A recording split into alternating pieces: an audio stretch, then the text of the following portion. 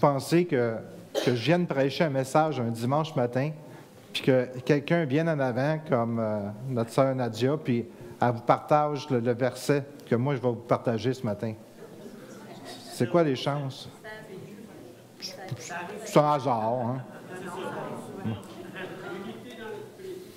Non, moi je pense que c'est plus, c'est vrai, c'est une unité dans l'esprit, mais je pense que c'est plus que ça. Moi je pense que c'est quelque chose que Dieu veut nous dire. Pour qu'on puisse comprendre. D'après moi, ce que je vais vous partager ce matin, c'est tellement important que si tu ne comprends pas ça, tu ne grandiras jamais dans ta foi. Mais si tu le comprends, tu vas grandir. Alors, dis à ton voisin, ce matin, tu vas grandir.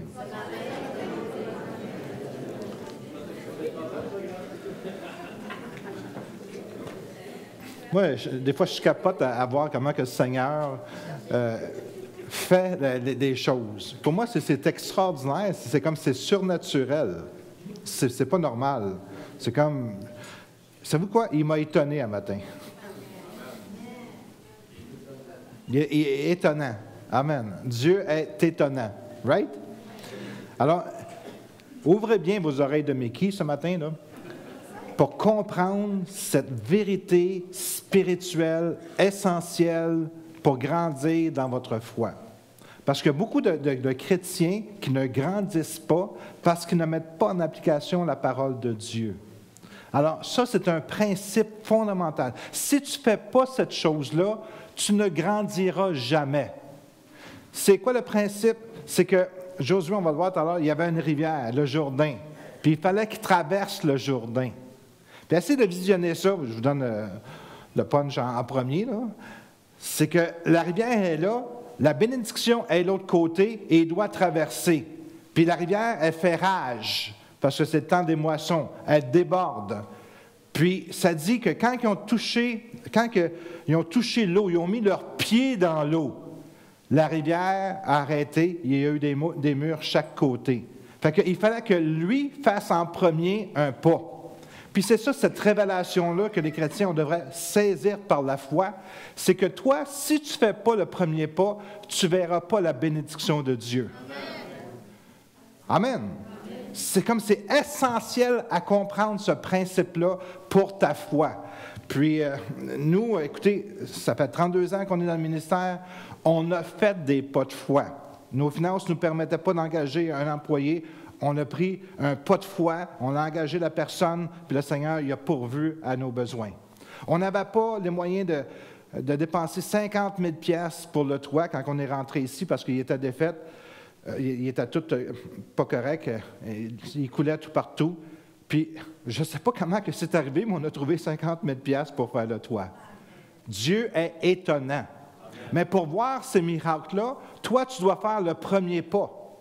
Amen. C'est important de comprendre ça, de faire le premier pas. Quand le Seigneur te demande quelque chose, tu le fais le premier pas. Puis là, tu vas voir la gloire de Dieu. Amen. Mais il y a bien des gens qui disent, Seigneur, bénis-moi, puis après ça, je vais te bénir. C'est charnel, cette manière-là. Il n'y a aucune foi là-dedans. Il n'y a aucun poids de foi là-dedans. La foi, c'est de voir les choses qui ne sont pas comme si elles étaient. Amen. Mais toi, tu dois faire le premier pas. Amen. Alors, on va prendre le passage dans Josué 3, le verset 1 à 5, je vais vous le lire. Josué s'étant levé de bon matin, partit de Sittim avec tous les enfants d'Israël. Ils arrivèrent au Jourdain, et là, ils passèrent la nuit avant de le traverser. Au bout de 3 jours, les officiers parcoururent le camp et donnèrent cet ordre au peuple. Lorsque vous verrez l'arche de l'alliance de l'Éternel, votre Dieu, portée par les sacrificateurs, les Lévites, vous partirez du lieu où vous êtes et vous mettrez en marche avec elle. Mais il y aura entre vous une distance d'environ 2000 coudées. Un coudé, c'est ça à peu près. Puis 2000 coudées, c'est à peu près 1 kilomètre. Elle vous montrera le chemin que vous devez suivre, car vous n'avez point encore passé par ce chemin. Josué dit au peuple, « Sanctifiez-vous, car demain l'Éternel fera des prodiges au milieu de vous. » Je viens de penser à ça pendant que je disais ça. J'en ai fait des méchants pas de foi. Hey, je travaillais à Shell, j'avais toute une job. Ça ferait déjà 10 ans que je serais retiré. Là. Je ne serais pas ici aujourd'hui, je serais en Floride. En hiver, j'avais planifié quand j'avais 19 ans que 6 mois, ça serait au Québec, puis 6 mois en Floride. Puis Dieu m'a appelé, il a dit, laisse faire tes plans, j'ai des plans pour toi. Viens-t'en, laisse ta job de 50 000 dans le temps, même de 70 000 avec l'overtime des fois, puis viens prendre ce job-là à 12 000 C'est-tu un pas de foi, ça? Oui. J'ai osé suivre ce que le Seigneur me disait de faire. Puis on est ici aujourd'hui, puis merci Seigneur, la gloire de Dieu se manifeste souvent parce que le Seigneur il est vivant. Amen? Fait que si je vous dis quelque chose ce matin, c'est parce que moi-même je l'ai vécu. Amen? Fait que je veux vous encourager dans ce sens-là pour que vous puissiez être bénis également. Le verset 14 à 17 nous dit, « Le peuple sortit de ses tentes pour passer le Jourdain. Et les sacrificateurs qui portaient l'arche de l'Alliance marchèrent devant le peuple. » Faites attention de ne pas faire comme cette femme qui venait d'accepter le Seigneur, puis elle avait 12 enfants, puis elle vient juste d'accepter le Seigneur, puis elle a eu comme un grand appel pour aller dans un pays missionnaire. Elle voulait laisser ses 12 enfants en arrière, puis aller dans le pays évangéliser des gens. Des fois, ça prend un peu de sagesse aussi. Hein? Elle avait plus une mission avec 12 enfants que dans les pays missionnaires. Fait que faisons attention. Quand je vous dis que j'ai pris ce pas de foi-là, c'est parce que j'avais l'assurance que c'est ça que Dieu me demandait de faire. Alors, il y a une différence. Faites pas de folie non plus, mais faites ce que Dieu vous demande de faire. Amen. Alors, le peuple sortit de ses tentes pour passer et des sacrificateurs. Quand les sacrificateurs qui portaient l'arche furent arrivés au Jourdain et que leurs pieds se furent mouillés, voyez-vous, le Jourdain était là, mais ils se sont mouillés des pieds, au bord de l'eau. Le Jourdain regorge par-dessus toutes ses rives tout le temps de la moisson. Les eaux qui descendent d'en haut s'arrêtèrent et s'élevèrent à un monceau. Et à une très grande distance près de la ville d'Adam, qui est du côté de Sartan, et celles qui descendaient vers la mer, vers la plaine de la mer Salée, furent complètement coupées. Le peuple passa vis-à-vis de Jéricho. Les sacrificateurs qui portaient l'arche de l'Alliance de l'Éternel s'arrêtèrent de pied ferme sur le sec au milieu du Jourdain, pendant que tout Israël passait à sec jusqu'à toute la nation eut achevé de passer le Jourdain. Amen. Seigneur, je te demande de bénir ta parole ce matin pour qu'on puisse saisir cette révélation si importante, Seigneur, que toi, tu es prêt à tout accomplir, mais tu demandes, Seigneur, un iota de foi de la part de tes enfants pour que ces choses puissent se réaliser. Merci pour ta parole, Seigneur. Amen. Il y a une petite fille qui était vêtue de beaux habits de dimanche, puis elle courait aussi vite qu'elle pouvait parce qu'elle ne voulait pas manquer l'école du dimanche. Puis en courant, elle a fait une prière. « Seigneur, ne laisse pas être en retard. Seigneur, laisse-moi pas être en retard. Seigneur, laisse-moi pas. » Puis là, elle courait, puis d'un coup, elle a trébuché sur le bord d'un trottoir, puis elle a tombé à terre. Puis elle se retrouve par terre avec ses vêtements sales, puis déchirés. Elle se relève, elle brasse ses vêtements, puis en courant, elle continue à courir, elle priait, « Seigneur, laisse-moi pas en retard, mais arrête de me pousser. »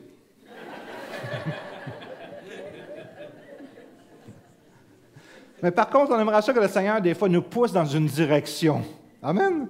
Des fois, on est au nerd, puis on ne sait pas ce qu'on devrait faire, puis on aimerait que le Seigneur soit vraiment là, puis nous pousse, puis on sent que c'est le Seigneur qui nous pousse dans une direction. Ça serait tellement facile. Mais savez-vous que le peuple Israël, il avait choisi de ne pas rentrer dans la terre promise. Dieu ne les a pas poussés, puis Dieu ne te pousse pas. Dieu te laisse le choix. Amen. Si vous vous demandez la question, pourquoi que tellement de guerres, de meurtres, de viols, de choses méchantes sur la terre, la réponse est celle-ci.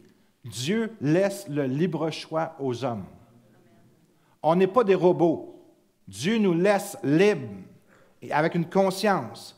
Oui, on sait par sa conscience qu'est-ce qu'on devrait faire, mais c'est à nous à prendre le pas puis avancer dans la direction qu'on croit que le Seigneur veut nous diriger.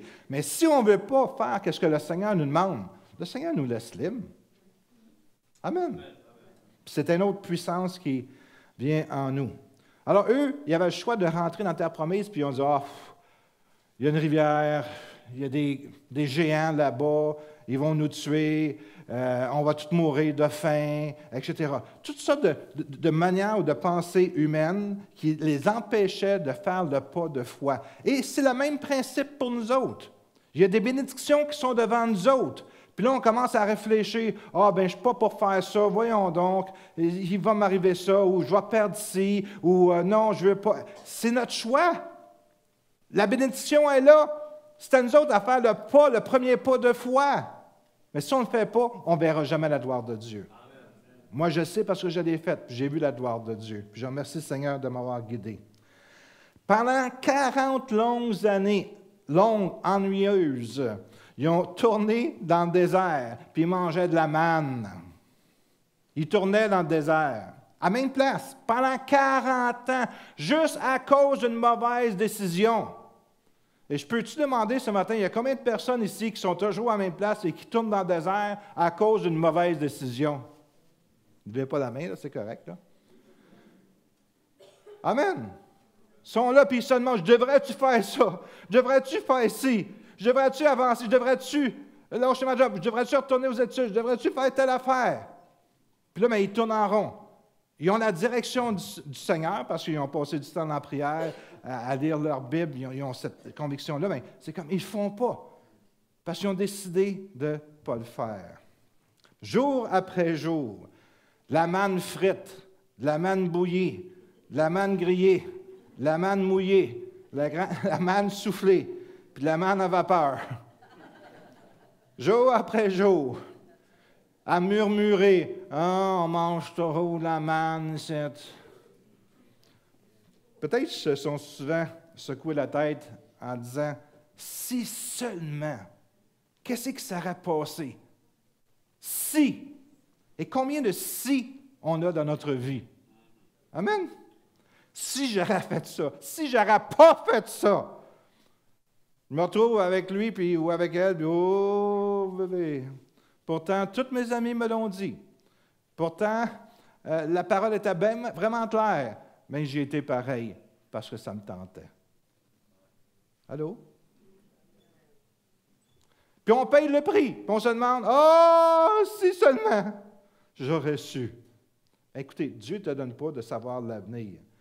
Mais par contre, ton avenir peut être entre ses mains si tu te confies en lui. Amen. Le livre de Josué, c'est l'histoire de la deuxième génération du peuple de Dieu. Puis ça nous ressemble à nous autres. Alors, on va aller de l'avant avec eux autres, puis on va essayer de saisir l'occasion. Eux autres, ils ont fait des erreurs. Puis la Bible a dit souvent que ça nous sert d'exemple. Fait que ce matin, s'il vous plaît, essayez de saisir cette vérité, ce principe-là. Pourquoi? Pour vous empêcher de faire la même bêtise. Amen? Amen. On va essayer d'appliquer à nous-mêmes les directives que Dieu a données à Josué, parce que les directives sont bonnes pour tout le monde. La seule chose qui subsiste entre eux et la bénédiction, c'est une rivière. La rivière est en même temps la frontière et la barrière vers la bénédiction. Dieu veut nous bénir. Dis à ton voisin, Dieu veut te bénir. Anto, Dieu veut te bénir. Mais la seule chose qu'il y a entre toi et la bénédiction, c'est une rivière. La seule chose qu'il y a entre toi et les bénédictions que Dieu a pour toi en abondance, c'est la rivière. La rivière est là. Tu vois l'autre côté, qu'est-ce qu'il t'attendrait, qu'est-ce que Dieu a pour toi. Elle est là, elle est disponible pour toi. Mais c'est à toi à dire, « Hey, rivière, tu ne resteras pas dans mon chemin. » Puis qu'est-ce que tu dois faire? Là, je ne le ferai pas parce que je vais tomber en bas, là. Mais c'est que tu mets le pied en premier dans l'eau. C'est ça la foi. La foi, c'est la ferme assurance des choses qu'on ne voit pas et la démonstration de celles que nous voyons. Pour que la foi puisse être active dans notre vie, nous devons faire un pas de foi. Dites un pas de foi. Non, j'ai dit un pas de foi. Non, je n'ai pas dit pas de foi, j'ai dit un pas de foi. Alors, il y a une rivière qui nous sépare de qu'est-ce que Dieu a en réserve pour nous. Écoutez, on connaît toutes sortes de rivières. On connaît la rivière de la peur. Puis, le Seigneur on dirait qu'il me conduit bientôt à faire une série sur la peur. Parce que vous seriez surpris de voir toutes les gens qui ont peur. La peur te dirige. La peur te garde captif. La peur t'empêche d'aller plus loin. La peur. En tout cas, on n'en parlera pas matin, là, mais c'est là. Souvent, c'est la rivière qui nous empêche d'aller chercher la bénédiction, la peur. Il y a aussi la peur de l'inconnu, ou de dire qu'est-ce que les gens vont dire, ou la peur de se tromper. Nous aussi, on est sur la frontière pour réclamer la bénédiction. Puis, c'est drôle, hein? C'est vraiment puissant qu'est-ce que la parole de Dieu nous enseigne au travers de ça. C'est que tu ne verras jamais la gloire de Dieu si tu n'es pas prête à faire ou à prendre des pas de foi. Puis mettre ta confiance dans le Seigneur. Souvent, on raisonne. Puis on a toutes sortes de raisons pourquoi on ne devrait pas faire ça. Right? Allô? On a toutes sortes de raisons pour ne pas venir à l'Église. On a toutes sortes de raisons, des fois, pour ne pas faire telle affaire. Mais arrêtons de raisonner. Puis mettons notre foi en pratique. L'autre fois, il y avait quelqu'un qui disait « je n'étais pas sûr si je devais aller à l'Église. Puis j'ai été pareil, j'ai pris un pas de foi. Parce qu'il y avait la température qui n'était pas trop clémente. Puis elle dit « j'ai donc été béni. » Mais c'est ça qui arrive. Quand tu fais le pas de foi, la bénédiction te saute en pleine face. Amen. Amen. C'est le fun quand la bénédiction te saute en pleine face. Amen. Ça te fait pas mal. Amen. Alors, c'est quoi le défi qui nous attend? Pour aller de l'avant, pour voir la manifestation des promesses de Dieu, qu'est-ce qu'on doit faire? On doit traverser la rivière de l'impossible. Parce que ça a l'air comme impossible de traverser la rivière-là. Puis combien de fois dans notre vie, on a vu des choses qui semblaient totalement impossibles? Amen. Puis c'est comme on a juste entendu une petite voix qui dit « Vas-y, pareil. » C'est comme, c'est même pas nous autres qui a fait ça. C'est pas à cause de nos efforts, de nos grandes intelligences, etc. C'est comme, il y a une petite voix qui est là. Vas-y. Pense-y. Fais ça. Right? Combien il y en a qui ont déjà expérimenté ça? Amen. Puis vous avez vu la gloire de Dieu. Pourquoi? Parce que vous avez obéi à la voix de l'Esprit et vous avez fait un pas de foi. Souvent, parenthèse, des fois on dit, Seigneur, donne-moi un exemple. Ça, c'est un bon exemple. Écrivez-le si vous voulez. Des fois, on prie, Seigneur, donne-moi le don de prophétie. Allô? Puis là, il y a une pensée qui nous vient dans l'esprit. Puis on devrait normalement la sortir, cette pensée-là. La dire. « Ah, je suis trop gêné. » Puis là, tu te demandes, pourquoi, Seigneur, tu ne me donnes pas le don de prophétie? J'essaie de te pomper. Puis tu veux pas. Amen. C'est souvent ça qui arrive, frères et sœurs. Souvent ça. Et c'est vrai, combien que je. Hein? Combien il y en a qui a demandé le don de prophétie? Combien des fois? Levez la main, il n'y a pas peur, il n'y a personne qui va chicaner. Puis combien de fois que le Seigneur vous a donné quelque chose que vous ne l'avez pas fait? Levez la main, s'il vous plaît, je veux voir ça, que je ne suis pas tout seul. OK, il y en a plusieurs, voyez-vous? Fait que peut-être c'est tous des gens qui pourraient prophétiser dans l'Église. Je suis trop gêné. La peur. Voyons donc, fais le pas de foi. Peut-être tu as la peur de ce que les autres vont dire, mais peut-être que les autres vont t'applaudir. Amen. Ou ils vont applaudir le Seigneur tellement que c'était bénissant qu'est-ce que tu as apporté, right? Alors, laissez faire la peur, laissez faire les stupidités de raisonnement que vous avez. Allez-y par la foi. Vous allez voir ça, comment que c'est bénissant. Je me souviens de l'histoire d'un jeune qui entend... le pasteur parlait sur comment que Dieu parle, puis on entend, puis on doit obéir. Puis lui, il dit, « Oh Seigneur, Seigneur, je veux vraiment que tu me parles. » Là, le Seigneur, il dit, « OK. » Il s'en allait, il dit, « Arrête au dépanneur. » Il a arrêté au dépanneur, il a été chercher, le Seigneur il dit, « Achète 2 pagnes de lait. » Ou 2 litres de lait. Il y avait 2 litres de lait, je ne savais pas pourquoi. Fait que le Seigneur il dit, « OK. » Il s'en allait à sa route, il dit, « Tourne à gauche, tourne à droite, tourne à gauche, va-t'en tout droite, tourne à droite. Arrête. » Puis arrête devant une maison. Oui. 2 heures du matin. Penses-tu, qu'est-ce que tu veux faire? Non, va le boire, le lait, là. Non, sonne à la porte. Seigneur, d'un coup, il y a quelqu'un qui sort et me donne un coup de poing. Ou qui me bat. Hein? On raisonne-tu comme ça? Allô, on raisonne-tu comme ça? Ça, c'est l'être humain. On essaie de raisonner pour s'en sortir. Parce qu'on a peur, puis on ne veut pas que rien de mal nous arrive. Ça, c'est des pensées que le diable met. Finalement, mais, il a sonné à la porte. Cling, long. Il dit, monsieur, il y a un monsieur qui arrive, puis tout les mecs, que tu veux, oui. OK. Il tenait ses 2 litres de lait. Je ne sais pas, monsieur. Il dit, bien, j'ai senti que le Seigneur me disait de venir porter du lait. Le gars, il commençait à pleurer. Il dit, mon enfant vient de se réveiller, 15-20 minutes, puis il n'arrête pas de pleurer parce qu'il a soif. On n'a pas d'argent pour du lait. Voyez-vous, ça, c'est juste une petite histoire. J'ai un livre de miracles à la maison. Il est en anglais, puis on veut faire des dimanches de rétro bientôt. Ça veut dire, à toutes les saisons, on va essayer de prendre des photos, des miracles qui est arrivé durant la saison. Puis, j'ai un livre de miracles. Si vous verriez les miracles qui sont arrivés, puis ça date de 1800 quelque chose, là, pas d'aujourd'hui.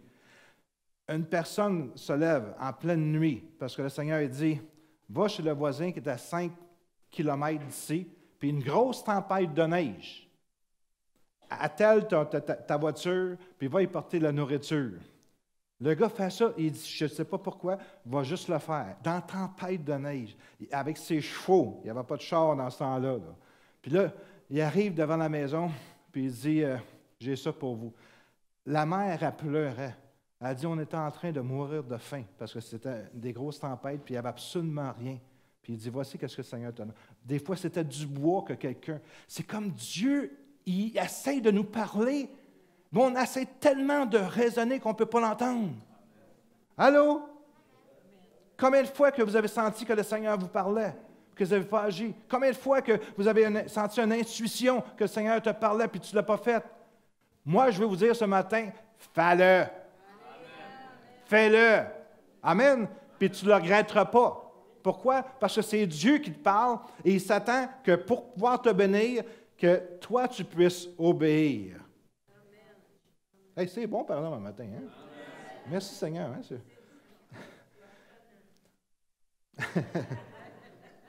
y a-t-il quelque chose que tu crois que c'est impossible? Pas là parce que tu es à l'église, là. C'est drôle, quand on sort de l'église, ça devient impossible. Hein? Le pasteur prêche un bon message, on est tout feu, tout flamme. « Ah, je vais le faire! » On traverse la porte de l'église. « Oh, ça ne me tente plus. Le pasteur, il n'est pas là pour me dire. Je n'ai pas personne de m'encourager. » Amen. Écoutez, Dieu, c'est le spécialiste des rivières impossibles à traverser, des montagnes impossibles à creuser. Il fait des choses que les autres ne peuvent pas faire. Est-ce que tu es prête à traverser la frontière pour voir la bénédiction? Est-ce qu'il y a des gens ici qui sont prêts à traverser la rivière pour voir la bénédiction? Une main, 2 mains, 3 mains, 4 mains. Si vous voulez vraiment que vous dites oui, levez la main tout haut comme ça ce matin. Oui, faites un effort ce matin pour dire OK, il y a juste Herman qui l'a plus avec Herman. OK, on va prier pour toi, mon frère. C'est important de réagir. Parce que souvent, on ne réagit pas, on est là. Mais on a besoin d'embarquer dedans. Parce que quand tu fais des pas de foi, ça commence comme ça. Tu dis, OK, moi, je vais le faire. Moi, je suis d'accord avec ça, avec ce principe-là. Moi, je veux traverser la rivière de l'impossible. Une dernière fois. Est-ce qu'il y a des... Là, je te watch, là, OK? Est-ce qu'il y a des gens ici qui sont prêts à traverser la rivière de l'impossible? C'est pas pire pour la première fois, là, juste lever de même. Amen. Un bon commencement, ça. Amen. Alors, si vous voulez vraiment traverser, OK, je vais vous donner des trucs. Je vais vous dire comment le faire. Puis c'est très facile. Puis ça, c'est pour des enfants de Dieu. Ayez le regard sur Jésus. L'arche, dans l'Ancien Testament, représentait la présence de Dieu. Right? Le défi devant Israël était plutôt difficile, mais Dieu va le simplifier. Parce que oui, ça a l'air impossible, le défi devant nous autres, mais le Seigneur nous aide. Quand tu as une situation devant toi qui semble impossible, ce n'est pas toi qui vas la régler, c'est le Seigneur qui va la régler au travers de toi. Alors, ça devient plus facile. Parce que souvent, on se met des fardeaux sur les épaules et on se dit « Ah, je ne suis pas capable. » Puis tu as raison, tu n'es pas capable. Mais Dieu est capable au travers de toi. Amen. Il leur demande simplement de se déplacer quand l'arche se déplace. La seule chose qu'il se demande, il n'a pas demandé aux Israélites, OK, allez-y un en arrière de l'autre, allez-y, par la foi, allez-y. Non, non, non, non, non, non. Dieu les guidait. Puis il leur dit, faites rien tant que l'arche ne commence pas à bouger. L'arche est mentionnée 9 ou 10 fois. Puis c'est la clé pour traverser à sec la rivière de l'impossible. L'arche, c'est un coffre rectangulaire avec un couvercle en or appelé propitiatoire. Je vais donner une petite histoire de l'arche. Il y a 2 chérubins. Vous l'avez déjà vu, peut-être qu'on a de l'arche en arrière d'un dessin, je ne sais pas. Il y a 2 chérubins qui se tenaient de chaque côté de l'arche, puis leur aile était étendue sur le propitiatoire. Et à l'intérieur de l'arche, il y avait différents éléments qui représentaient certaines fonctions que Dieu voulait enseigner à son peuple. Il y avait les 10 commandements. Et Dieu voulait que son peuple écoute la parole de Dieu. Les 10 commandements que Moïse avait étaient à l'intérieur de l'arche. Il y avait un vase aussi qui contenait de la manne, symbole que Dieu va pourvoir. Alors vous voyez cette arche qui est là avec les symboles à l'intérieur. Dieu il dit, faites rien tant que ça ne bouge pas. Puis Dieu te dit aujourd'hui, fais rien tant que moi je ne te dis pas de bouger. Amen. Amen. Des fois on veut bouger. Le Seigneur dit, non, attends. Le bâton d'Aaron qui représente la souveraineté ou le souverain sacrificateur qui est passé par la résurrection. Hein? Le bâton. Il était mort, puis il a vécu. Le propitiatoire représente le sacrifice expiatoire de Christ. Et souvent, la nuée se posait entre les chérubins. Voici l'arche. Le couvert dessus, c'est le propitiatoire. À l'intérieur, il y avait les 10 commandements. Il y avait de la manne. Il y avait le bâton d'Aaron. Et ça représentait le sacrifice expiatoire de Christ.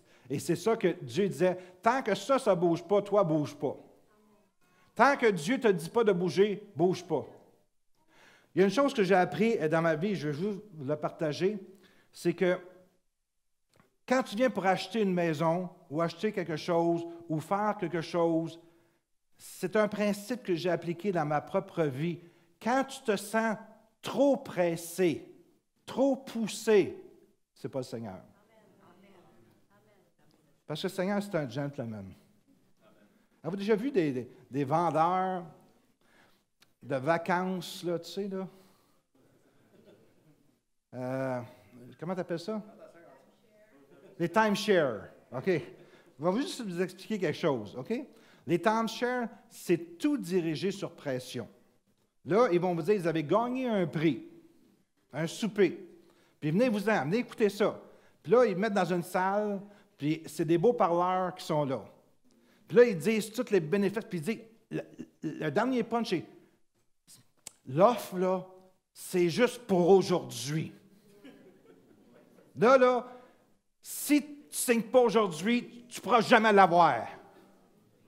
Vous savez qu'est-ce que je veux dire? Ah, ça a l'air quelqu'un qui en a déjà acheté.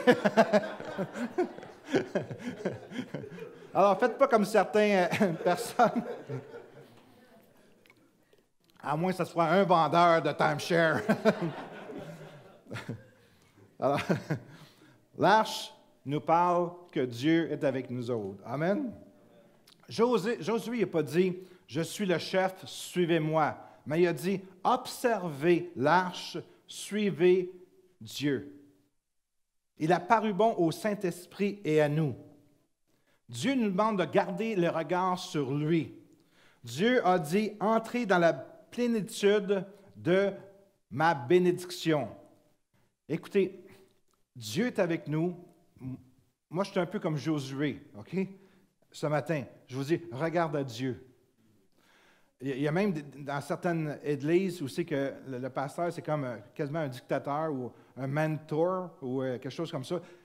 Il n'y a rien qui se fait dans l'église sans passer par lui. Les gens se marient. Écoutez, il y a des gens qui ne se marient pas où le pasteur dit, toi, tu vas te marier avec un ou avec elle, etc. Non, ça existe des affaires comme ça, OK? Mais la parole est bien claire.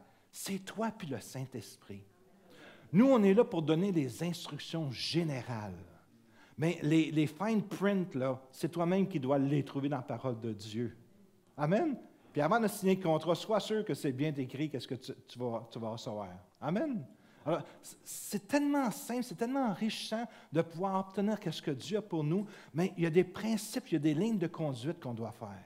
Et la première ligne de conduite, assure-toi que Dieu est avec toi. Amen. Écoutez, mon épouse n'est pas là? Oui, alors, je ne peux pas parler. Alors, je vais parler pareil. Quand, la journée avant de me marier, j'étais un païen, je n'étais pas un chrétien.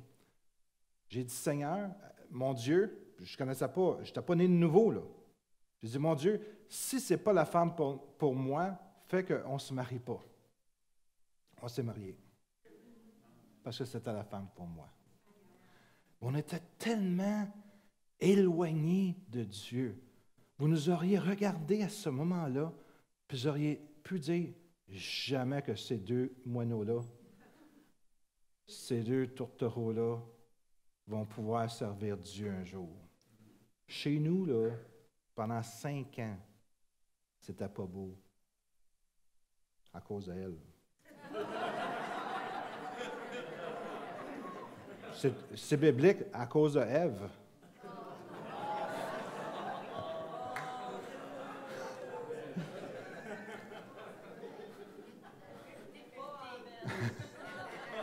Il n'y a pas de femme qui a dit Amen. Je ne comprends pas pourquoi, là. Alors, je défasse ce que je fais. Mais juste pour vous dire que, il y a 5 ans, si vous nous auriez vus, vous auriez dit, quand on s'est mariés, on a vraiment des mondes différents. Puis Dieu a fait un miracle. Parce que ma femme a eu de la foi. C'est vrai. Moi, je n'avais pas de foi. Moi, c'était comme... Mais ça en prend un qui a de la foi, qui commence à prier pour l'autre. Puis si je suis ici aujourd'hui, c'est à cause d'elle. À cause d'une femme. Hein? Bien sûr, OK. Mais tout ça pour vous dire qu'à chaque fois qu'il y a une grande bénédiction qui est là, il y a une grande opposition. Puis le diable ne veut pas qu'on puisse obtenir qu'est-ce que Dieu a pour nous. Nous, on a persévéré, on a fait des pas de foi. Moi, quand le Seigneur m'a appelé à temps plein dans le ministère, mon épouse n'était pas prête. Puis, je chantais le Seigneur, disait, laisse-moi faire, moi, je vais m'occuper de elle. Puis, pendant 1 an, je pense, quelque chose comme ça, moi, je suis le gars que, on y va, hein? Puis, elle, c'est comme insécure, comme beaucoup de femmes sont insécures. Je veux être sûr que c'est Dieu, comprends-tu? Puis en revenant de Toronto, dans l'auto, c'est rare que ça arrive, mais il y a une voix dans l'auto. Moi, je ne l'ai pas entendu. Elle l'a entendu, audible. Dieu a dit, c'est correct, vous pouvez aller dans le ministère à plein temps. Audiblement. Fait que, voyez-vous, selon l'importance de la situation, Dieu utilise différents moyens pour que tu puisses comprendre. Quand c'est vraiment, vraiment important, puis il veut vraiment, vraiment que tu comprennes, il va même te parler audiblement comme il l'a fait à mon épouse. J'ai eu la délicatesse de l'attendre. Puis, quand tu veux servir Dieu, c'est comme ça. Tu dois avoir la délicatesse d'attendre l'autre personne. Des fois, ça peut être ton mari, des fois, ça peut être ton épouse. Mais dans les décisions, c'était incroyable, puis on aurait pu dire, « Hey, Dieu m'appelle dans le ministère, il faut que j'y aille tout de suite. » Non, non, il y a un temps pour toute chose. Puis je remercie le Seigneur. Puis le Seigneur m'a déjà dit, il dit, « Je ne veux pas que tu ailles au collège biblique. » Parce que autant que moi, je suis le fonceur, on avait eu l'opportunité d'aller au collège biblique aux États-Unis. c'est un pasteur que j'admirais énormément, que j'étais « wow », c'était vraiment comme une vedette, la plus grande vedette du monde chrétien dans ce temps-là. Puis, mon épouse a dit, on vend toutes nos affaires ici à la maison, puis on va aller à ce collège biblique-là. Moi, je suis le gars, tu n'as pas fini de parler, puis je suis déjà arrivé. OK, je suis comme ça. Puis cette fois-là, je ne sens pas que c'est Dieu. Puis c'est elle qui suggérait, puis c'est pas elle normalement qui devrait faire ça, c'est moi, ça c'est mon style. Mais voyez-vous, à cause que ça, le Seigneur, j'ai fait ce que lui voulait que je fasse, puis je suis ici aujourd'hui. J'aurais pu ruiner ma vie en faisant une stupidité. Alors c'est comme, Dieu, oui, te parle, mais souvent, il te parle de différentes manières. Il ne te parle pas toujours de la même manière. C'est pour ça qu'il faut apprendre à reconnaître sa voix, à savoir qu'est-ce qu'il dit à ce moment-là. Puis des fois, il peut prendre un âne puis te parler. Je ne parle pas de la famille, là. Je parle quelqu'un, un animal qui est là, puis il va ouvrir sa bouche, puis il va te parler. Il est capable de le faire. Juste pour niaise un petit peu un matin, mais c'est juste pour vous dire qu'il peut prendre tous les moyens, puis toi, dans ton esprit, parce que c'est Dieu et ton esprit, puis le moyen que tu dis, c'est pas grave, mais tu sais dans ton esprit que Dieu est en train de te dire ça. Et ce n'est pas le pasteur qui va te dire, c'est toi qui dois le trouver. Alors, c'est très important de pouvoir vraiment s'approcher de Dieu, entendre sa voix, reconnaître sa voix, etc. On doit respecter aussi la sainteté de Dieu. Wow, la sainteté de Dieu. La sainteté de Dieu. Mais il y aura entre vous et elle une distance d'environ 2000 coudées, 1 kilomètre. Approche-toi pas. Quand Dieu te dit « approche-toi pas », approche-toi pas. À cause de quoi? À cause de sa sainteté. Dieu, il ne peut pas être contenu dans un coffre. En tant que créateur de l'univers, Dieu, il est bien au-delà de notre existence. On dirait qu'on ne connaît pas Dieu. Parce que je vous dis que quand tu as un aperçu de qui Dieu est, ta manière de respecter les choses de Dieu change drastiquement. Regardez comment que les gens du monde respectent Dieu. Ils ne le respectent pas du tout. Regardez quelqu'un qui connaît Dieu, qui a une relation avec Dieu. Il a un des plus grands respects pour Dieu. Puis même, si je ne me trompe pas, quand il écrivait ou transcrivait la Bible, il prenait une plume, puis je pense qu'il changeait de plume à toutes les pages. Puis quand c'était le nom de Dieu, pour les Juifs, là, quand il n'écrivait rien. Parce qu'il se sentait comme indigne d'écrire le nom de Jéhovah. Nous, on vit dans un monde, Charlie, etc. Dieu, là, c'est tout à fait un autre monde.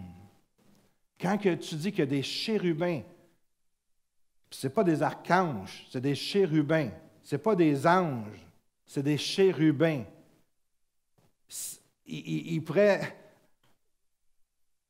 tuer des millions de personnes juste avec un regard. La puissance qu'ils ont, ça, c'est des chérubins. Ce n'est même pas Dieu, là. OK? Dieu tient toute la terre par un souffle. Arrête de respirer une journée. Arrête de respirer une minute. Tu vas crier à Dieu. Hein? C'est comme, on ne comprend pas c'est quoi la sainteté de Dieu, nous autres. Parce qu'on a tellement fait toujours qu'est-ce que ça nous tente de faire, puis il n'y a personne qui va me dire quoi faire. C'est comme on ne connaît pas la sainteté de Dieu. Mais c'est important qu'on puisse apprendre à la connaître. Parce que, laisse-moi dire, un jour, tu vas la voir, la sainteté de Dieu.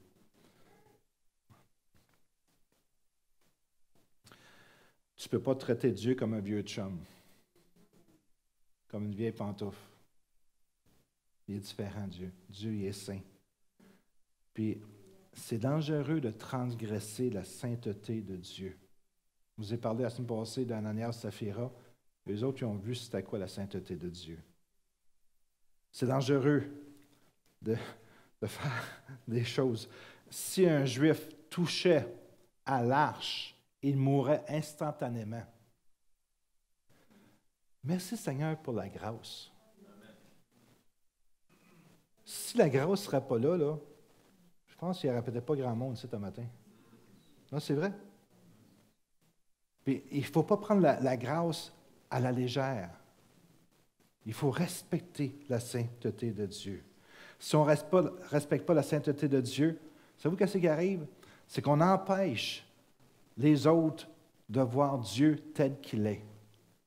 Wow! Quand nous, on ne vit pas d'une certaine sainteté, on empêche les autres de voir Dieu. Pourquoi? Parce que si nous, en tant que chrétiens, on se garde de certaines choses, on n'agit pas comme les gens du monde. Les gens vont être capables de voir Dieu en dedans de nous. Mais si on est pareil comme le monde, les gens ne voient pas Dieu au travers de nous. Ils voient le monde. Je répète. La sainteté de Dieu est tellement importante pour Dieu. Puis quand on ne marche pas dans la sainteté, on empêche les gens de voir Dieu. Parce que quand on est saint, ça veut dire séparé pour Dieu. Quand on est saint, on est séparé pour Dieu. Les gens sont capables de voir Dieu au travers de nous autres. Mais quand on fait toujours les mêmes choses que les gens font, ils ne verront jamais Dieu au travers de nous autres. Et même, je vais te dire quelque chose, t'éloignes ces gens-là de Dieu. Allô? Parce que toi, tu n'arrêtes pas de dire que tu es un chrétien ou une chrétienne, puis ils te regardent. Même affaire. Moi, si je vais l'aimer, je l'aime, ton Dieu. Oh, je te vois aller, moi aussi. Moi, je l'aime autant que toi, ton Dieu. Parce qu'il n'y a pas de différence entre moi et toi. C'est pour ça que c'est important de se garder saint. Soyez saints comme je suis saint, dit le Seigneur. Quand on rentre dans la gloire, certains pensent que quand ils vont voir Jésus face à face, ils vont se courir à se jeter dans ses bras, puis ils vont taper dans le dos. « Hey, je suis assez content, fais-moi visiter le paradis, là. » Pas sûr. Pas sûr. Tu vas peut-être avoir des surprises. Ah oui, savez-vous que j'ai une annonce à faire très importante. On va tous mourir un jour.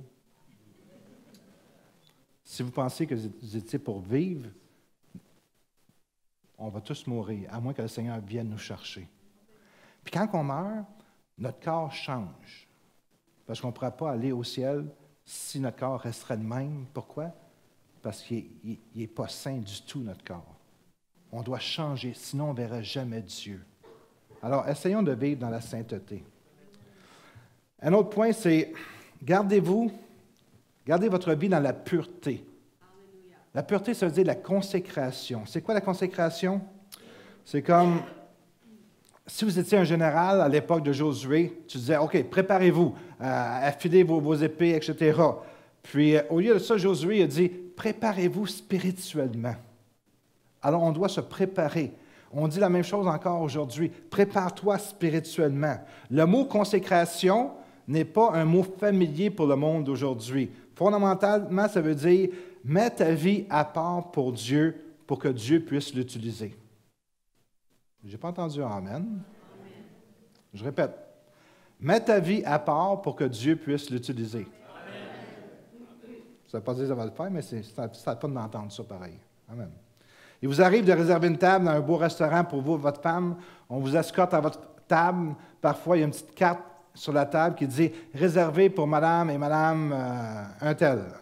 Cette table a été consacrée, réservée pour votre usage. Personne d'autre ne va l'utiliser tant que tu vas être là. Quand tu te consacres au Seigneur, tu es en train de dire à Dieu, « Seigneur, ma vie est exclusivement réservée pour toi. » Ouch! OK, je ne regarde pas là. Seigneur, ma vie est réservée pour toi. Est-ce qu'il y a des gens qui peuvent dire ça ce matin? Ma vie est réservée pour toi.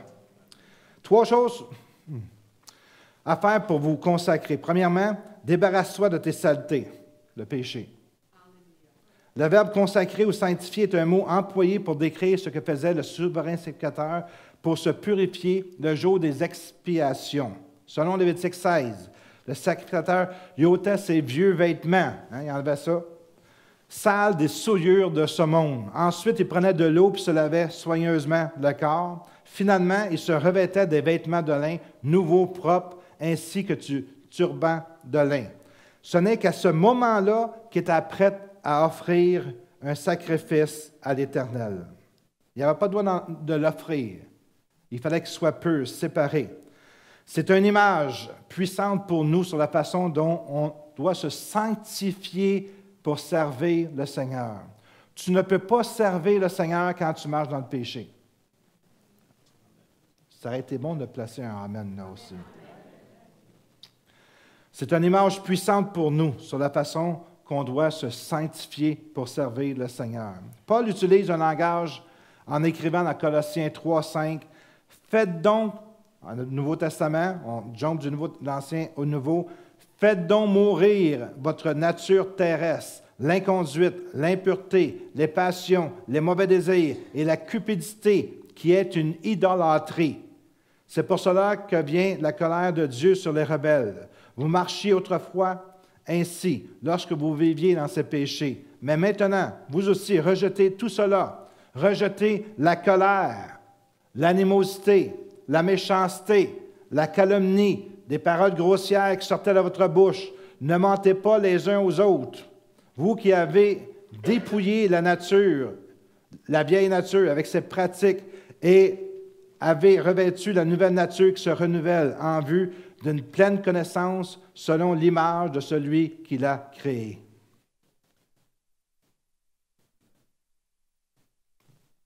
Tranquille le matin. S'il y a en nous des saletés qui offensent Dieu et qui sentent mauvais, s'il y a de l'animosité, de la calomnie, des paroles grossières, débarrasse-toi de ça. Écoutez, on dirait que le monde il n'a pas grand conscience des fois. Il y a quelqu'un que je connaissais, puis il veut être pasteur dans une église. Il a déjà été pasteur. Il était ici, ça n'a pas marché. J'ai dit, tu n'as pas d'appel de pasteur sur ta vie. Lui, pour lui, il pensait que autrement. OK, fait que si tu veux. Là, il a ouvert une église. Ils ont toujours été le même nombre de personnes. Ça ne grandit pas. Puis, il utilisait des mots de 4 lettres en anglais, constamment. Des mauvais mots. OK? Puis, là, ça n'a pas marché, puis il veut recommencer encore à être pasteur. Peux-tu comprendre ça? La sainteté, pour lui, ça n'existe pas. C'est juste la gloire du ministère. Voyons donc, qu'est-ce que tu fais là, toi? Ça ne marche pas de même, le royaume de Dieu. Tu ne peux pas dire n'importe quoi sacré, puis être dégueulasse dans tes paroles, puis dire « Oh, moi, je vais être pasteur. » Voyons donc, c'est 2 mondes différents. La sainteté, ça existe. C'est pour les enfants de Dieu, la sainteté. La sainteté veut dire « Sépare-toi pour faire ce que Dieu veut que tu fasses. » Puis c'est là que tu vas voir la bénédiction de l'Éternel. Mais si tu continues à agir comme le monde, il n'y a aucune différence entre toi et le monde. Dis pas que tu marches dans la sainteté, c'est faux. Tu fais Dieu menteur. On sait ce qu'on doit faire. Amen. Moi, écoutez, je suis pasteur depuis 32 ans, ça fait depuis 76 que je marche avec le Seigneur. Quand je viens pour faire quelque chose que je ne devrais pas faire, parce qu'on est tous des êtres humains. Amen. Il y a une petite voix. Sabine, veux-tu venir, s'il te plaît? Il y a une petite voix dans mon esprit qui me dit « Fallait pas. » Est-ce que je suis tout seul? Vous savez de quoi que je parle? Quand c'est pas correct, c'est pas correct. La sainteté, c'est ça. La sainteté, c'est obéir au Seigneur. Tu sais pas qu'est-ce qui est mal, qu'est-ce qui est pas bon. Laisse faire, le Seigneur va te le montrer, lui. Tu peux être sûr. Tu vois une petite voix à l'intérieur de toi qui va dire « Fais pas ça. » Quand tu es devant ton ordinateur et tu veux voir des choses pornographiques, il y a une petite voix qui est là. Mais si tu mets des bouchons d'oreilles, tu n'entendras pas. Allô? Quand tu ne dois pas faire quelque chose, puis tu viens pour le faire, il y a une petite voix qui est là toujours. Mais sais-tu qu'est-ce qui arrive? C'est que toi, tu peux l'enterrer, cette voix-là. Allô? La voix est toujours là, mais tes bouchons sont là, puis tu ne l'entends pas. Puis tu es donc content de ne pas l'entendre. Puis des fois, la petite voix, elle passe par-dessus les boutons, les bouchons. Tu as peut-être un bouton là aussi. Là. La petite voix, elle passe par-dessus le bouchon, puis elle vient dans ton cœur. Puis tu sais que tu ne dois pas faire ça. Puis tu continues à le faire. Puis après ça, tu as toutes sortes de problèmes, puis tu dis, pourquoi j'ai des problèmes? Parce que pour toi, la sainteté, ce n'était pas important. Pour toi, faire la volonté de Dieu, ce n'est pas important. Comment on peut s'en sortir facilement? Engage-toi dans la parole de Dieu. La parole a dit, vous êtes déjà purs à cause de la parole que je vous ai annoncée. La parole nous purifie. Engage-toi dans la prière. Jésus a dit, si tu demeures en moi, mes paroles demeurent en toi. Demandez ce que vous voudrez, elle va vous être accordée. Tu pries, Seigneur. Tu as une relation avec le Seigneur. Prie pour votre assemblée aussi. Priez en esprit constamment. Continuez d'avancer vers la rivière. Le Jourdain, c'est la frontière vers la bénédiction. Il y a des gens ici qui sont peut-être à la frontière, puis Dieu te demande de faire un choix. Peut-être que ça te semble difficile, mais c'est la frontière de la bénédiction, frères et sœurs. Il y a quelque chose de grand qui t'attend de l'autre côté. Il y a quelque chose de puissant qui t'attend de l'autre côté. Il y a quelque chose de bénissant qui t'attend de l'autre bord. Mais tu vas voir juste la bénédiction de l'Éternel. Tu vas voir juste la puissance de l'Éternel quand tu vas mouiller ton pied dans la rivière. Tu as besoin de mouiller ton pied dans la rivière. Ça faisait 39 ans que Dieu attendait qu'Israël traverse cette rivière de froid. On ne sait pas d'avance comment que Dieu va pourvoir, comment il va nous délivrer. Mais quand on met le pied, la rivière s'ouvre devant nous. Elle s'ouvre devant nous. Parce qu'on a fait un pas de foi. Ça semble effrayant. Mais la bonne nouvelle, Jésus va être ton chemin au travers de l'eau. Si les Hébreux ont passé par là en sécurité, c'est parce que Jésus, l'arche, était là également. Si on garde nos yeux fixés sur Jésus, ça va toujours bien aller. Jésus était dans la barque, Pierre était sur le sable, sur le bord de l'eau, puis il a dit à Jésus, si c'est... Ou il était peut-être dans une autre barque plutôt, puis il dit à Jésus, je veux y aller. Puis, il y avait du vent. Puis, Pierre, il a débarqué. Non, excuse. Jésus marchait sur l'eau. Hein, il est venu à les rencontres. Puis, Pierre, il dit, je veux aller à ta rencontre. Lui, il était dans la barque. Puis, Jésus dit, viens-t'en. Fait que Pierre, il a mis son pied. Il était toujours fixé sur Jésus. Il a commencé à marcher sur l'eau. Hey, c'est extraordinaire. Il y a un homme qui a marché sur l'eau. Je sais qu'aujourd'hui, des magiciens essaient de faire la même chose avec leurs trucs, là, mais il n'y avait pas de truc dans ce temps-là. Pierre, il a marché. Il était tellement content. Il regardait Jésus. D'un coup, il a enlevé ses yeux sur Jésus. Oh! Je coule! Il coulait. Pourquoi? Parce qu'il a enlevé ses yeux sur Jésus. Si Jésus t'a dit d'avancer, vas-y, marche sur l'eau, parce que lui va être là.